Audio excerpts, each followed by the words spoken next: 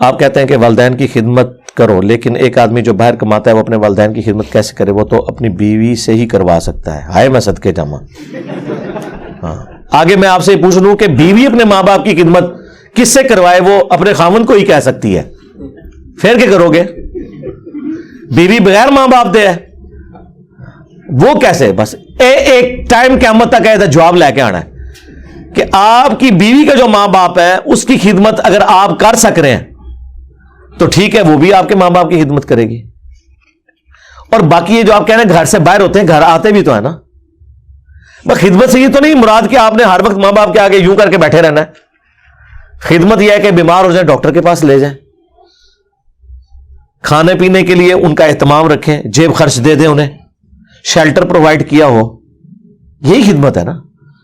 اب آپ یہ کہتے ہیں جی وہ کپڑے دھلوانے ہیں میں نے اپنی بیوی سے، تو ٹھیک ہے اپنے بیوی کے ہاتھ پاؤں آپ دبائیں رات کو آ کے، اور وہ راضی ہو جاتی ہے تو اس کی اپنی مرضی ہے، باقی اس کی تو ذمہ داری نہیں ہے. آپ خود نہیں دھو سکتے، ٹھیک ہے مارکیٹ سے پیسے دے کے دھلوا لیں، ہفتے میں ایک دفعہ تو آپ دھو ہی سکتے ہیں. آج کل تو واشنگ مشینز ہیں، تو بوڑھے ماں باپ کے کپڑے کتنے ہوں گے، خود دھو لیں.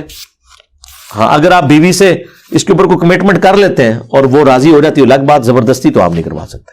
البتہ بیوی نے آپ کے جو ریلیٹڈ کام ہے وہ تو کرنے ہیں. اب یہ بات بیویاں یہ کہتی ہیں نا کہ بھی خامن کی خدمت بھی میرے اوپر کوئی نہیں ہے، اس طرح نہیں ہے. دوسری طرف تو وہ بخاری مسلم میں حدیث ہے جو حضرت فاطمہ سلام اللہ علیہا غلام مانگنے کے لیے گئی تھی، وہ جو حضرت علی حدیث بیان کرتے ہیں کہ حضرت فاطمہ کے ہاتھ کے اوپر جو نشان پڑ چکے تھے کمر پہ مشکیزیں اٹھانے کی وجہ سے، چکی چلانے کی وجہ سے ہاتھوں میں، تو وہ چکی جو چلاتی تھی یہ تو نہیں تھا کہ وہ صرف اپنے لیے آٹا اس میں پیس رہی ہوتی تھی، حضرت علی اپنا آٹا آگے خود پیستے تھے. ظاہر ہے گھر کے کام عورت نے دیکھنے ہیں اور باہر کی جو معیشت ہے اکانومی کو مرد نے جو ہے وہ ہینڈل کرنا ہے. یہ دونوں مل جل کے ہوں گے نا، تو اسی طرح ہی معاملات چلنے ہیں.